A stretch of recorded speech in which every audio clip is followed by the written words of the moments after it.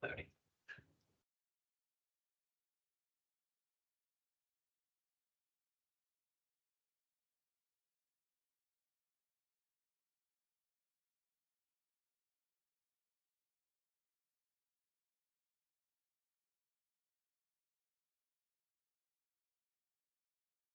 Hello, welcome to the Navy Groundwater Monitoring Network webinar. And I'm so glad you're joining us today.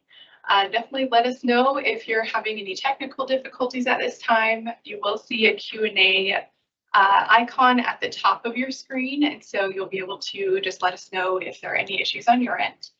So just wanted to cover that first. But again, welcome to our webinar. We're so glad to be offering our first webinar at this time. I did want to give a few notes for you before we get started. And first, if you know of anybody who's having trouble logging on, this link works best from a computer. So if somebody's trying a mobile device or anything, please just let them know to try on a computer, and that hopefully will work better. Also, we understand that this was announced with short notice, and so we really appreciate that you're able to join with us today. We've taken a lot of notes for improvement. We will be offering another webinar. We'll talk about that in a little bit. So we just really appreciate your patience with us as we got started with this first one. So we will be ending right at 6 o'clock. So we just want to respect everybody's time today. So just want to give you a heads up on that. And we will be having the Q&A at the end of the session today. And so in the meantime, you should be able to submit your questions throughout the presentation. And we'll be reviewing those, prepping those questions throughout the presentation as well. So feel free to submit them as we go. And then it's helpful for us if you're able to add your name when you submit a question. That allows us to track it a little more easily as the questions come in. And then this is a public audience, so we just ask that you use appropriate names and questions as you're submitting them. That would be okay for a public audience. And just to note as well, for our Q&A time, we may not be able to answer all questions in the time that we have, or if they are outside of our scope of reference. So we will be posting this recording later. So hopefully that will help anybody with technical difficulties tonight. We will be posting it. And then we will be adding questions to the Q&A page on the Navy Closure Task Force website. So hopefully we'll be able to cover as much as we can with that. All right, and so I do want to introduce ourselves after all those notes.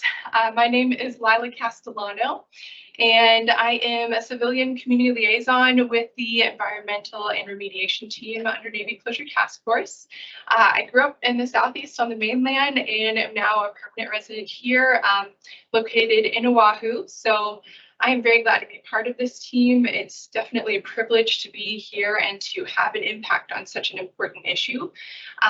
And I hope this webinar is helpful. As community liaison, I'm out talking to the community a lot, and so more opportunities to give information is what I want. And so I'm very glad we're able to be here today. I will be facilitating the webinar today. So as we go along, hopefully I'll be a helpful part to this. But also I do want to introduce Commander Dunn. Go ahead. Aloha, I'm Commander Ben Dunn. I'm a Civil Engineer Corps naval officer, originally from Aiea, Hawaii, so just nearby. Glad to be home. I have the privilege and opportunity to lead the environment and remediation team at Navy Closure Task Force, Red Hill. And today we're going to give you an overview of the Navy's groundwater monitoring well network. Lila, back to you. Next slide. Right. So I did just want to walk through our agenda for today. We've already had our welcome, and hopefully you felt welcome. We are going to walk through some of the background with the groundwater network here. And most of our time will be spent going over the groundwater network layers of protection. We'll also share the latest on our environmental remediation progress. And then we'll, as I said before, have the Q&A at the end, and we'll kind of close out with just some of our upcoming events, so you'll be in the know for what's coming next. All right. And we did want to kind of just start. I know there's some confusion and questions a lot of times about all the different working parts of the response to Red Hill. And so this kind of gives you a big picture of where we fit into the Navy Closure Task Force setup. So our department is a team of scientists and engineers. We're part of a larger organization that is the Navy Closure Task Force Red Hill. So circled in green there, you'll see the remediation and environmental team. The Navy Closure Task Force Red Hill officially took over the Red Hill bulk fuel storage facility from the Joint Task Force Red Hill in late March of this year. And our team is composed of nearly 200 personnel, made up of active duty service members, reservists, civilians, and contractors. So civilians, like myself, are experts from multiple fields, all volunteered to join the task force, and all are permanent employees. We're here for the long haul. And our mission for the Navy Closure Task Force is to decommission Red Hill and conduct long-term environmental remediation efforts in coordination with the stakeholders to protect public health and the environment. Right, and then we'll walk through some specific things coming up at the end, but just to give you an idea of the things that are going on from Navy Closure Task Force, today's webinar is part of a larger effort by the Navy Closure Task Force to stay connected with our community and share information about the work the Navy is doing. So we have begun hosting webinars, so this is the first. We've also supported the EPA and their webinars as well, so that will continue. And we're just starting up a vodcast or podcast, so you may have seen that on the Navy Closure Task Force website or on their app. So you can check that out. The most recent episode is in the latest news section of the app. We regularly host information booths, so you may have seen me around the community. I'm usually at some of the mini marts and at the Navy Exchange or the Hickam Exchange. So we regularly host those to be out there and just to answer any questions as you're out and about. And then one of our favorite ways to engage more deeply with the community is during our open houses. So we host those quarterly. We also attend numerous community meetings every month. You can visit the Navy Closure Task Force website to see where we are and when. There's a full events page there with all the dates and times. And we do want to stay in sync with our partners as well. So we regularly attend meetings with state agencies, the county, legislators, governor's office, the Commission for Water Resource Management, and the University of Hawaii, just to name a few. So the Navy Closure Task Force website is definitely the go-to place for all of this information for updates, as well as the app. And so we do realize not everyone is going to come to us for information. So to reach the largest audience as possible, we also provide radio and TV interviews. Though we do try to leave that more to the public affairs team. As mentioned earlier, we're the environmental remediation team. So you may not see us out there you know, in the big picture as much, because the team is mostly engineers and scientists. So I have the pleasure of working alongside them and helping to communicate here. All right. And I'm going to hand it over now to Commander Dunn, who is our speaker for tonight, sharing about groundwater. Okay. Much of the conversation with the Navy today has been about our drinking water. However, today's presentation is going to focus on groundwater. And so I want to ensure that we're all oriented to the topic. The graphic on this slide shows how water cycles through an island ecosystem and how groundwater is ultimately generated. Groundwater is found, not surprisingly, below ground. It is naturally filtered as it travels down from the surface to the aquifer below, through the soil and the rock, and then it flows underground through geologic structures and then out to the sea. Groundwater is often the primary source of drinking water, but it's not consumed directly, and it's regulated differently than drinking water is. Our drinking water on Oahu depends entirely on the groundwater aquifer. We consider it drinking water once we pump it up from the aquifer through a water well. This source water is regulated differently than drinking water is. The Navy's drinking water system, or the Navy's drinking water, comes from the Waimalu and Wanalua groundwater aquifer systems via supply well in Waiava, which is out near Pearl City. Water is pumped up through the aquifer, then chlorinated and fluoridated, and then piped into the Joint Base Pearl Harbor-Hickam distribution system as drinking water. But back to groundwater. The system that we'll be talking about today is a network of what we call groundwater monitoring wells. We want to make sure we all understand what we mean when we say monitoring wells. Groundwater monitoring wells are used as an access point to groundwater for the purpose of sampling, the quality of the water within the aquifer. It is not a location where we draw drinking water to produce our drinking water supply. These monitoring wells range from 2 to 4 inches in diameter and reach depths down to the water table, which can be up to perhaps 100 feet below the surface. So these are very small wells. Next slide, please. Monitoring wells are installed using a drill rig to break through various geological layers to reach the aquifer's surface. Drilling these wells takes approximately 6 to 12 weeks once we gain a permit to do so. And once a monitoring well is complete, it is sealed with a cap, as you can see in the photo, to protect the water below. The samplers are able to draw water from the well using a small, slow flow pump to collect the samples for analysis. The Navy currently samples from over 40 groundwater monitoring locations within the vicinity of Red Hill. The Navy has completed drilling 22 new monitoring wells, since the start of 2022, and is continuing to drill additional wells today. The Navy collects samples from these monitoring wells every working day, sending samples to EPA certified laboratories on the mainland for analysis. On average, we sample about 5 of our geographically dispersed wells each day. Generally speaking, it takes approximately a week and a half to 2 weeks to receive preliminary results from those samples. The sampling results from these wells are shared with the Hawaii Department of Health and the United States Environmental Protection Agency as soon as the results are validated by laboratories. And next slide. Once the results are validated, this data is shared on our Safe Waters website, which is pictured here. This is specifically the environmental webpage of the website. We can spend a lot of time here on this today, but the focus is understanding the network and the infrastructure of the monitoring wells that are accessed to collect and produce this data. The next slide. The next series of slides will build upon each other to overview our groundwater monitoring program. This slide shows the Red Hill bulk fuel storage facility boundary in yellow, and future slides will add the layers of well locations notated by circles in the legend, which will also expand to account for the new features which will be presented. This slide also shows the general regional southwest westerly flow direction of the groundwater in this area. It's indicated with blue arrows.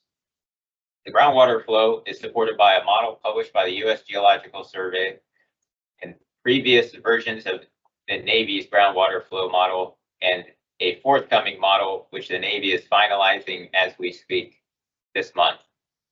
Independently of the Navy, the University of Hawaii is also developing a groundwater flow model, which we are optimistic will further inform everybody's understanding of groundwater flow in this area. Next slide. The next few slides will highlight approximate locations of the Navy's monitoring wells, and I will generally characterize the grouping of these wells. The dark blue dots represented here are Red Hill monitoring wells, the first layer of groundwater monitoring wells, which are located in and around the Red Hill fuel facility. In the case of contamination, these wells would be the first place that we would observe the location of contamination. These wells are positioned to identify tank releases or impacts from pipeline releases from the tank gallery within Red Hill. We have installed several of these since 2021. Next slide. The brown dots located here at the west end of the facility represent a group that we identify as plume delineation wells, or just generally delineation wells. The purpose of these wells is to monitor groundwater conditions entering or leaving the Red Hill facility boundary as a regional groundwater flow generally moves in this direction. It is in this area that we would anticipate observing any movement of contamination from Red Hill. 2 of these wells have been installed in the last 2 years. Next slide. The light green dots spread around the map outside of the Red Hill facility represent the Sentinel wells that are located beyond the boundary of the facility. The purpose of these sentinel wells is to monitor groundwater conditions between the Red Hill facility and off-site locations, receptors such as drinking water production wells, and therefore provide advanced warning should contaminants migrate off-site. Sentinel wells have the potential to detect releases from other sources in their proximity through such means as infiltration from the surface through runoff caused by rain or other factors. Therefore, chemicals detected in these wells cannot automatically be attributed to the Red Hill facility as a source. We have installed 8 of these Sentinel wells over the past 2 years. Next slide. Although the Navy has established 44 groundwater monitoring wells as of today, the Navy is committed to drill additional wells, targeting areas where we need them, seeking locations which surround the Red Hill facility where we currently have none or have few. These areas are highlighted on the graphic here with shaded zones. The locations have various landowners, including federal, state, and private entities. These potential new well sites are pursued through many discussions with subject matter experts and stakeholders, and wells are ultimately drilled where access is feasible and granted. They also have encouraged the use of dual-use wells, i.e. a single well with shared data analyzed to EPA standard to benefit multiple parties. Next slide. This slide highlights the locations of drinking water production wells in the general vicinity of Red Hill and the surrounding valley. The purple dots are the Honolulu Board of Water Supply production wells, and the white dots are the Navy production wells, both of which have been disconnected from the Navy's drinking water system since 2021. The Waiawa shaft, referenced by an arrow on the top left of the slide, is the Navy's sole source of drinking water at Joint Base Pearl Harbor Hickam, and it's located over 6 miles from Red Hill. The purpose of both the Honolulu Board of Water Supply and Navy production wells is to supply the water distribution systems with drinking water. The production wells, annotated in black font with struck-through text, indicate those that both the Navy and the Board of Water Supply chose to remove from service in December 2021 and have not been in service since that time. It's important to know that the wells that are not in service are still continuing to be monitored for potential contaminants by both the Board of Water Supply and the Navy. Next slide. This slide provides a holistic view of the monitoring well network and general southwesterly groundwater flow and the entire inventory of wells.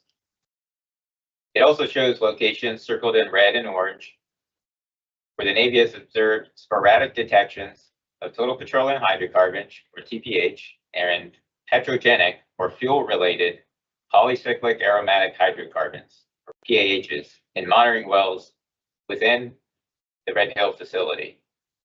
In general, contaminant concentrations observed at the wells within the facility appear to be either stable or declining over time, with no sustained evidence of contamination elsewhere. To know if contaminants have moved off-site from Red Hill for the drinking water production wells, they would be detected in the down gradient Sentinel wells and those wells located some distance away. There's not been such detections in these wells. Unlike a river or a stream, groundwater moves very slowly, and contaminants such as PAHs move in groundwater even slower.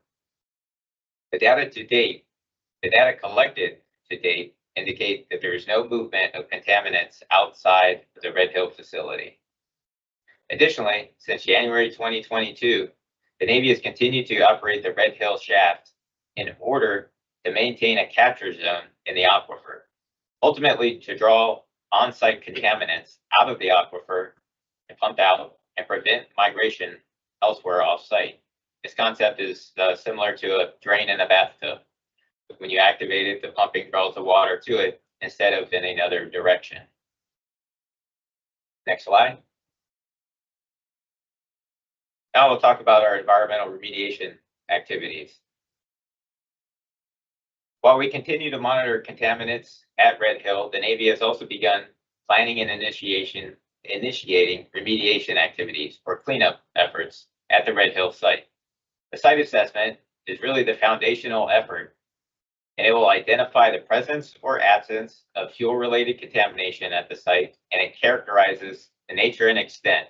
It will basically scope the cleanup effort. It is a deliberate and iterative or repetitive process, and it is a data-driven process. In general, it follows a discover, assess, and investigate approach. It involves multiple stages which span years and decades even, and it may involve continuous monitoring and recurring risk assessment to actively manage the site. We're currently in the site assessment phase, which is an early step. This involves a historical record review and field investigation.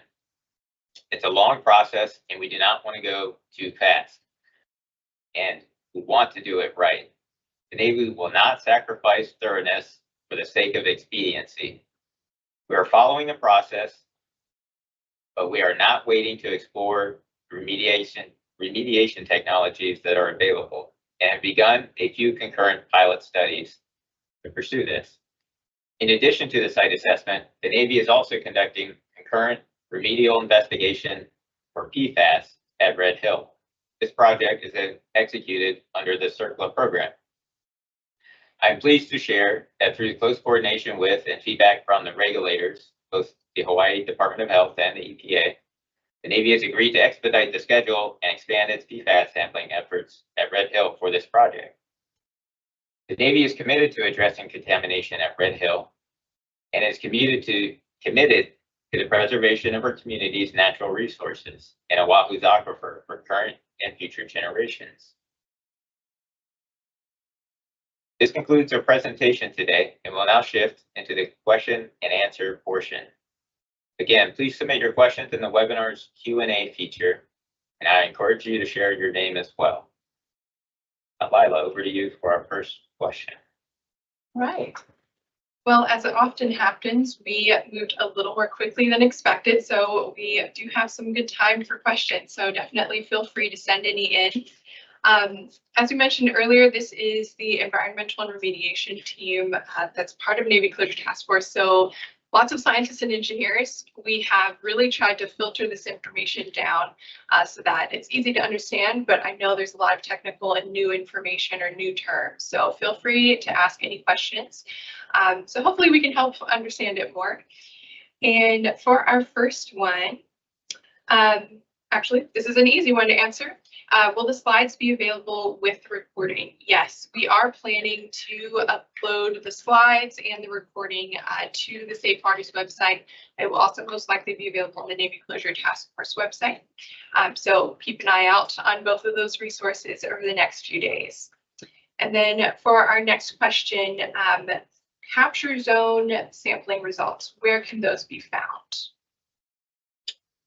Results from the Red Hill shaft is where the capture zone is. So on our Safe Waters website, on the environmental page, you would query the Red Hill shaft for that data, for sampling results related for that zone, because that's where the capture zone is at.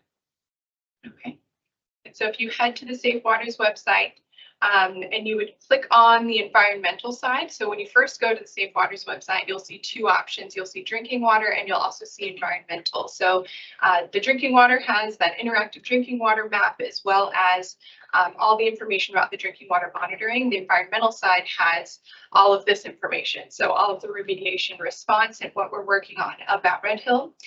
So you would go to that side, and if you you'll see right there at the beginning, there's an interactive map for groundwater. So similar to the drinking water interactive map, where you can pick locations and look for those results. So that's the best place to find the most updated information. All right. And that was actually our next question from there is, where on Safe Waters can they find them? So glad we answered that for you. And I think we don't have any other questions queued up at the moment. So we did have a few questions come earlier just as we were talking. And so I'll ask some of those. So how often, and you kind of explained this, but if you can kind of go into a little more detail, how often are we doing our sampling for the groundwater? Okay, so the sampling frequency has shifted over time, but historically, when we talk about groundwater monitoring, sampling may be done on a quarterly basis or perhaps more frequently on a monthly basis. Through earlier this year, through April, we were collecting samples for our groundwater monitoring wells on a monthly basis. And as we completed the defueling era and we consolidated several of our groundwater monitoring programs into a single program, which makes oversight management easier as we partner with the regulators. We reduced or increased the frequency of our groundwater monitoring to twice per month. So that's 24 samples a year for a given groundwater monitoring well. And that was because we were able to gain approval to reduce the pumping rate at the Red Hill shaft. So as we reduced that drawdown, we increased the frequency of monitoring to account for that. And biweekly monitoring of groundwater wells is very frequent. We talk about the movement of groundwater in an area. We may be talking something along the lines of a quarter mile, maybe a third of a mile in a year in a zone like this. And so you're just not going to see a lot of movement within a shorter period of time or within the span of a few weeks. So bi-weekly or bi-monthly, twice per month is actually pretty aggressive. It's very frequent for groundwater. So again, all of the monitoring wells, including the Red Hill shaft, are monitored on that basis. So every 2 weeks, effectively, we're collecting samples, and that averages out to about 5 wells a day as we are going through this system of wells and collecting the samples. And we do have another question that's come in. Is the original well serving the Navy housing back in use? So I think this is probably referencing Red Hill as a water source. So if you wouldn't mind kind of talking about our 3 different sources that we have available and what's the standard, what's happening right now. Certainly. So there are 3 drinking water production wells that were drilled back in the 1940s to support the Joint Base drinking water distribution system. In 2021, 2 of those were secured. That is the Red Hill shaft, which is, and then the Navy IEF lava shaft. Those were on a couple of the slides earlier on. They're both been isolated and secured from the system in December or by December of 2021. So the Navy only has 1 drinking water well that provides all of its drinking water for the system. And that's, again, out in Wyaba. It's about 6 miles west of Red Hill.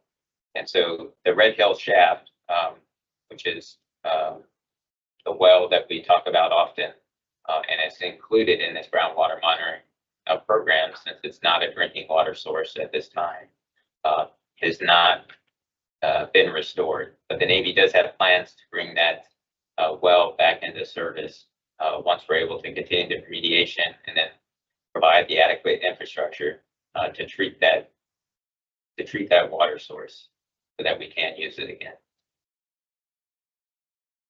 Correct. And we do have another question here. Is there a list of contaminants being included in the site assessment? And she states, we urge all chemicals historically stored there to be included in that list. So I guess from the site assessment, if that's something you can speak to.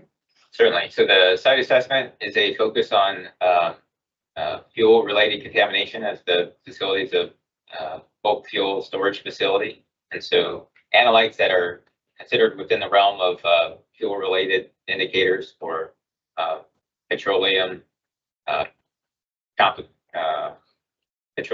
composition compounds are included in that effort. Again, it's an iterative effort. So once we go in and investigate records of what was there, that helps shape how we go on site to investigate. Once we find what we see on site, that will trigger additional efforts to further evaluate.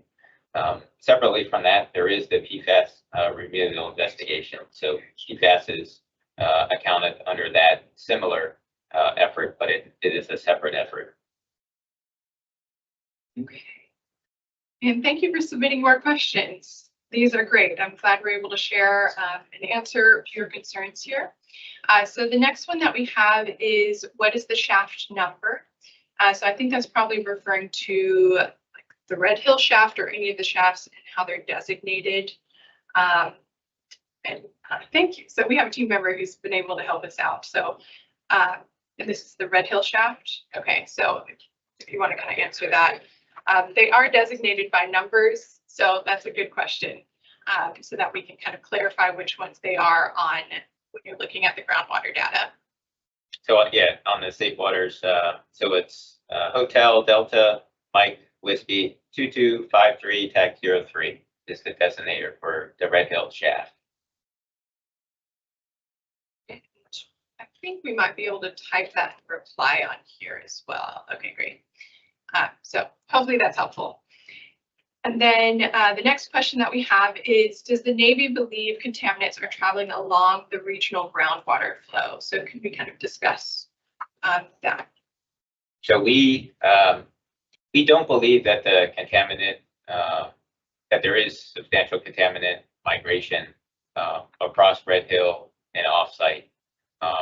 We say that because of the results of our monitoring, groundwater monitoring program. We see erratic detection or some localized fluctuation of levels of fuel-related compounds in select wells, but we don't see it moving from one well to the next, as you might see, or as you would expect if there was a plume, or if you think of an oil slick and it moves across the surface of a water, it stretches and you would see a tail. So you would see a pattern of intensity of whatever that compound is from one well to the next. You might barely see it at some point at a nearby well. Then the intensity would move up, and then it would probably taper off, perhaps, if it's moving directly across the well, or you would see it from well to well, or you'd see a sustained presence because the groundwater moves so slowly that you'd be able to monitor that for an extended period. But we don't see that. We see some detections at the Red Hill facility alone.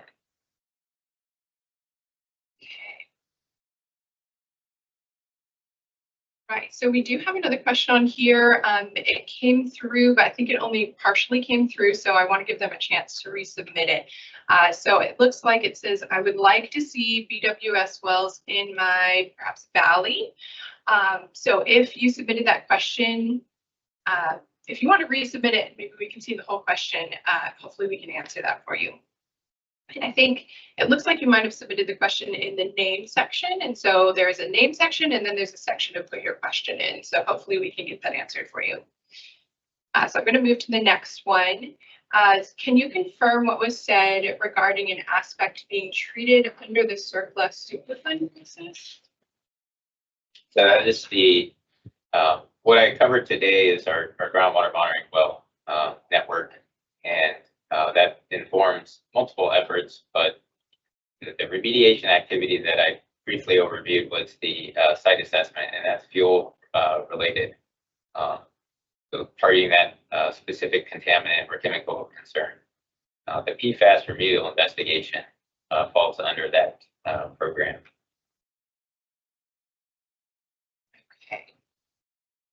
And this is a process that I'm learning as well as we go. There are just so many layers here to the response at Red Hill of various programs.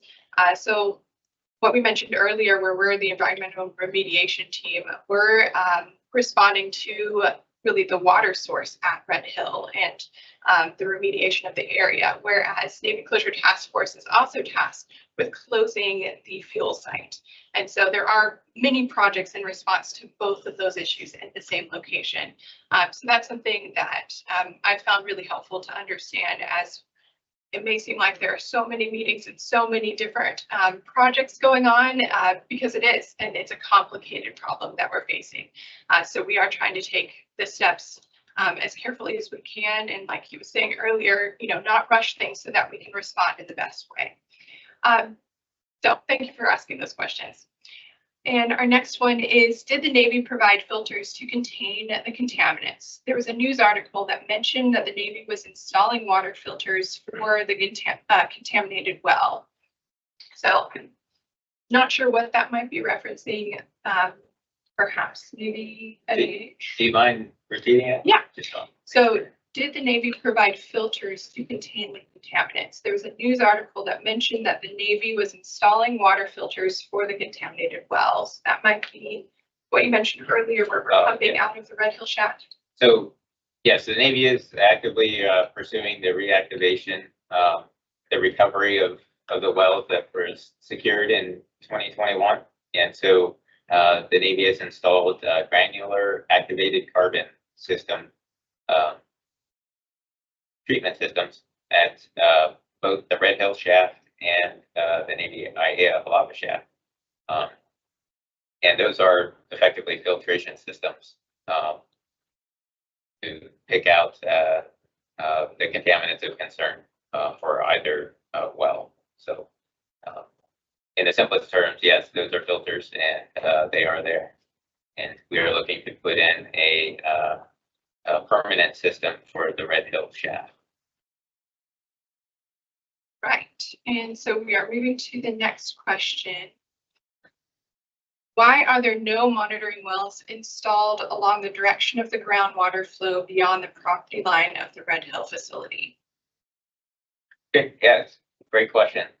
So the monitoring well expansion and installation process, it's a lengthy one.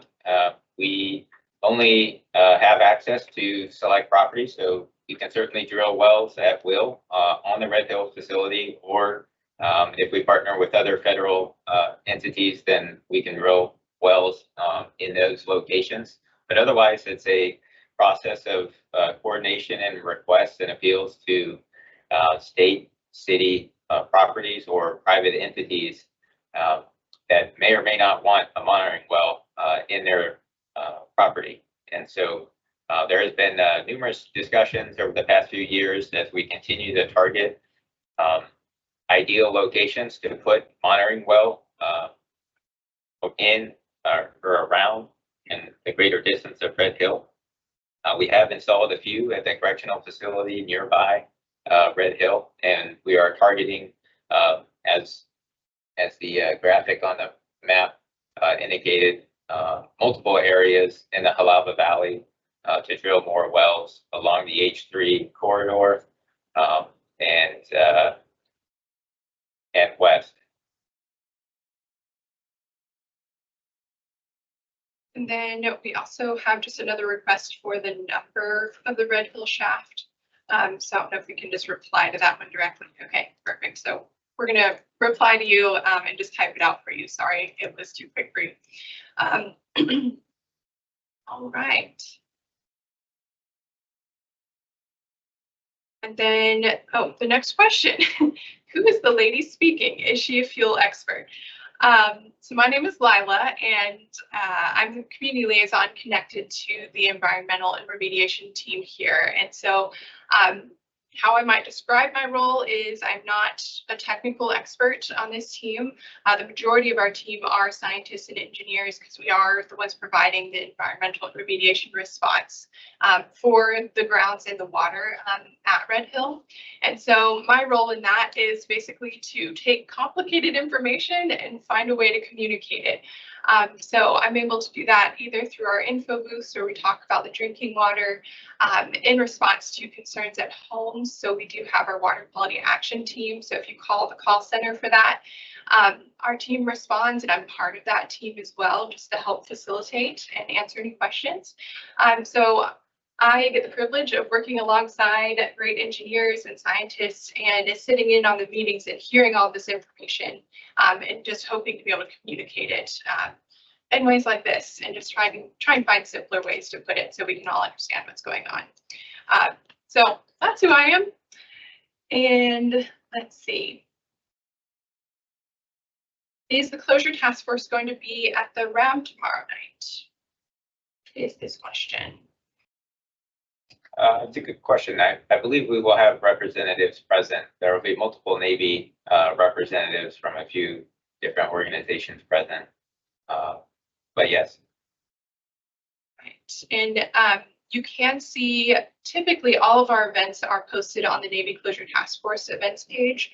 So most events where we're presenting or have a part in should be listed on that page as well. So if you head to the website, you should be able to find that information there.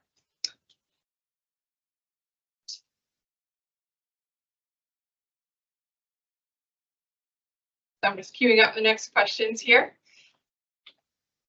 So is there data collaboration with the Board of Water Supply and Navy as there are no Moana Luo Valley wells in the valley? So both entities share their data publicly online. So it is a wealth of data, but they are freely available to both parties. So the data is discussed at time between both entities and in several forums that exist. Then what is the current level of contamination in the Red Hill shaft? It's been approximately 2 years. Is there a current report that shows the current concentration of contaminants in the well water?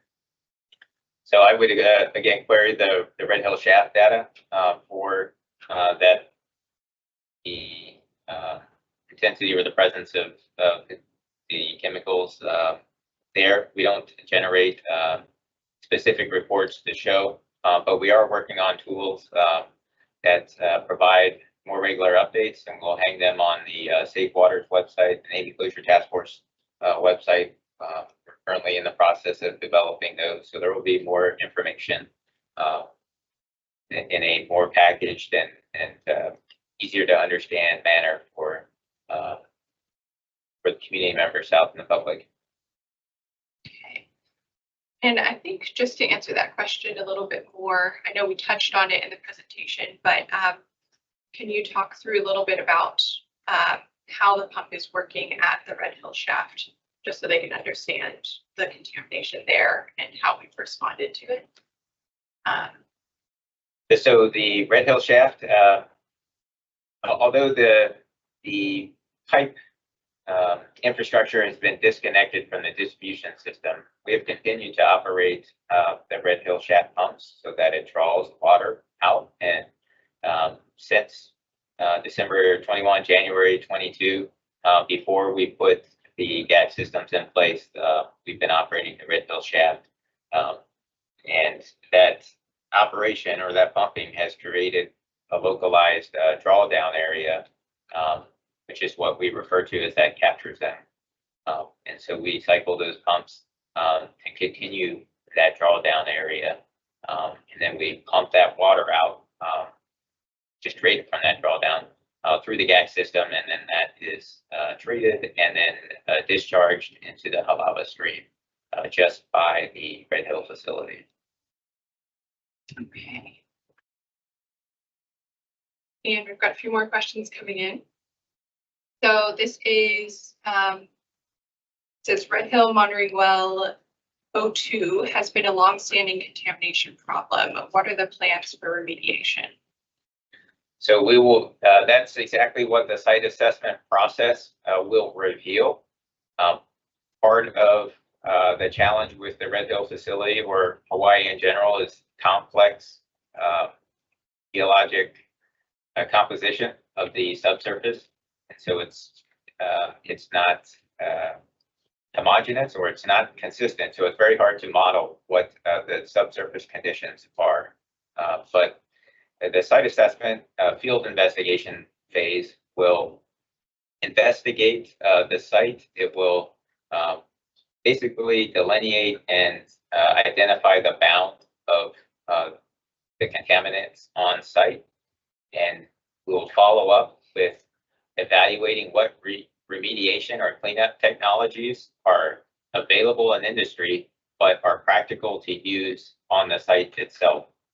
So there may be technologies, but they may not be applicable to Red Hill just because of the geologic nature or site-specific conditions. And so part of the efforts that we have ongoing today are a couple pilot studies. We have a soil vapor extraction effort to evaluate the effectiveness of that technology on the Red Hill site to use for the remediation and greater cleanup effort. The soil vapor extraction system is basically like a vacuum. We drilled some small wells into the subsurface, and we pipe in a network and run a pump, and it has a filter on it, and it basically sucks the subsurface air out, and any airborne petroleum products or anything that's airborne would be collected and then filtered and effectively remediated. We're also looking at different ways of collecting subsurface sampling to do the actual initial investigation. That's part of the site assessment. And so it's a bit early to tell what's going to be effective, but that will come in the process over the next couple of years. So this next question we kind of answered earlier as well, just about testing frequency. And so the question is the Navy open to testing groundwater weekly and allowing a third party to test per the recent Board of Water Supply request? So if you want to share a little bit about who is sampling our water currently, like how that process works, and then just the frequency. Certainly. So the Navy leverages a contractor force to collect its groundwater samples. It is an extensive effort just based on the frequency, which we already perform. Again, we increased the frequency by 50% 6 months ago to aggressively, conduct monitoring at the site. That effort is again conducted by a contractor who collects samples on a daily basis for the groundwater sampling effort. They ship their or our samples, the samples to the mainland. Those samples get evaluated by an independent EPA certified laboratory using EPA certified standards. And that data is uploaded by that independent contractor into the Navy's database, which the regulators have access to at the same time that the Navy does. So it is a third party, if you will, conducting the monitoring effort. And I will note, this is similar on the drinking water side as well. All of our sampling is conducted by a third party contractor, and then gone through the same process of they take it and ship it to the lab, process it, so that it can get to the lab overnight and then is uploaded to a database that's shared with the Department of Health, EPA, and the Navy. So we do try to build in those steps of control so that we can be sure the water is, all the samples that are taken are in a controlled environment throughout every step of the way. So our next question. Tonight you mentioned that water sample results are reported to regulators within 1.5 to 2 weeks from when they are sampled. Part one, what is the regulatory requirement if any preliminary result indicates exceedance of any contaminant? And then part two, does that regulatory requirement apply to preliminary results or only validated results? So I referenced earlier on that the Navy consolidated its groundwater sampling programs into a consolidated monitoring plan for groundwater. Before that time, we had several efforts ongoing dating back to 2015 under requirements set forth under the administrative order of consent. We've had a notice of intent sampling programs. And so all of that was consolidated into a single plan. There are protocols in there for when we see elevated levels of these chemicals of concern. Those are protocols that are established and approved with the Hawaii Department of Health and the EPA. And for the most part, they involve investigative evaluations of nearby wells, other, if we have a detection at one well, what are we seeing in other nearby wells? And so we communicate with the regulators as well. When we see those elevated results, we let them know that that we have received them, but also what our analysis is. We stay in weekly contact with the regulators about what we're finding within the results from our groundwater monitoring sampling program, and we go from there. Right. And thank you again for all of these questions. I'm glad we had the time to be able to continue to respond. So I think we're only going to be able to go through a few more as we're kind of coming close to 6 o'clock. So just a heads up on that. I know we do have a few that should be a little simpler to answer. So we'll try to run through those and then have a few minutes. We do have some closing slides for us today. So there's a comment here. There is a BWS well in Moanalua Valley. BWS has the results on their site. And so I think the comment is just noting there may be a well that wasn't listed on our maps here.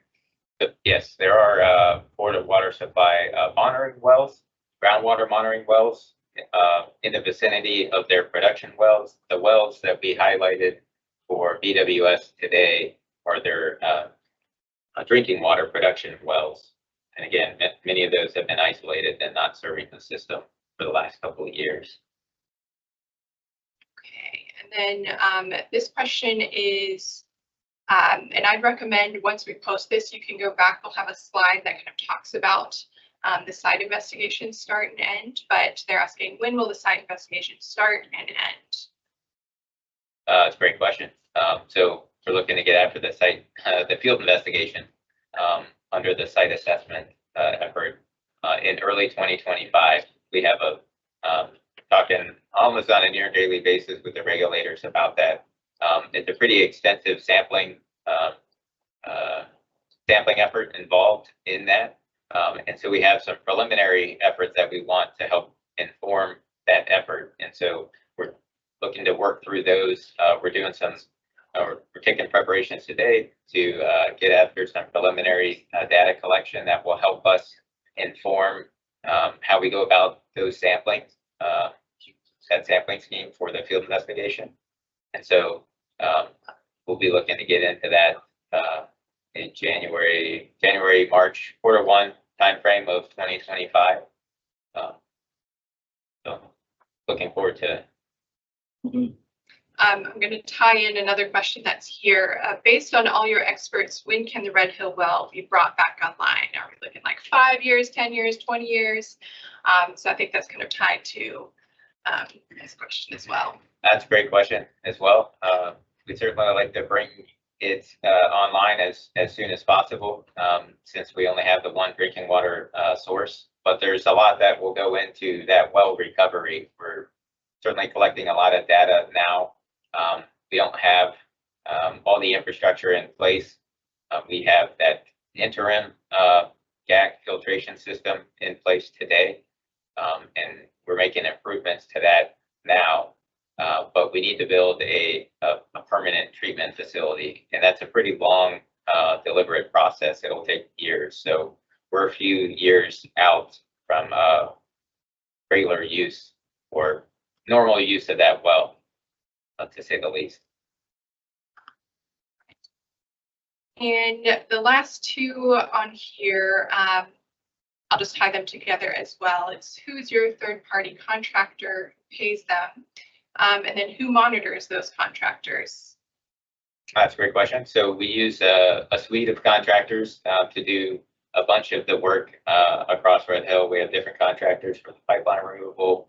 We have different contractors for some of the remediation efforts, some of the monitoring efforts, and so on. But they are supported by funds that are appropriated to the Defense Logistics Agency and to the Navy. And so we let many contracts out to pursue that work and enlist the services of those contractors. And then who monitors those contractors or the plans that are in place? Okay, yeah, great. That's also a great question. So all the activities that we do on site are under the regulatory oversight of the EPA and Department of Health. So we create work plans that are developed in conjunction with the regulators, but then they are also submitted to the regulators for approval before we're able to proceed with most of the work out there. So we have Navy officials, be it from the Naval Facilities Engineering Systems Command, that may do some of the construction like pipeline work or just maintenance, field maintenance or infrastructure repairs and that kind of stuff on the site. That's all done by civilians and military of that command, NAVFAC, but also our organization, Navy Closure Task Force. So our environment and remediation team oversees that environmental work and the monitoring work involved with that.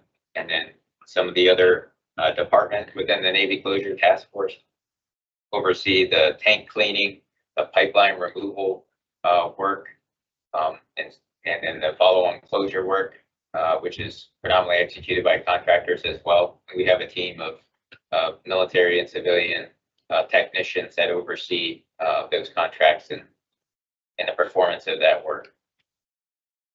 Thank you.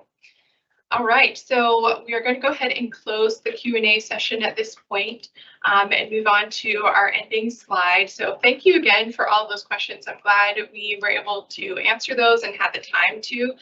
If we did not answer your question tonight, as I mentioned, we are capturing all those questions, and so we will be posting questions on the frequently asked or the FAQ page on the Navy Closure Task Force site. So hopefully you'll be starting to see answers on there in the next few weeks.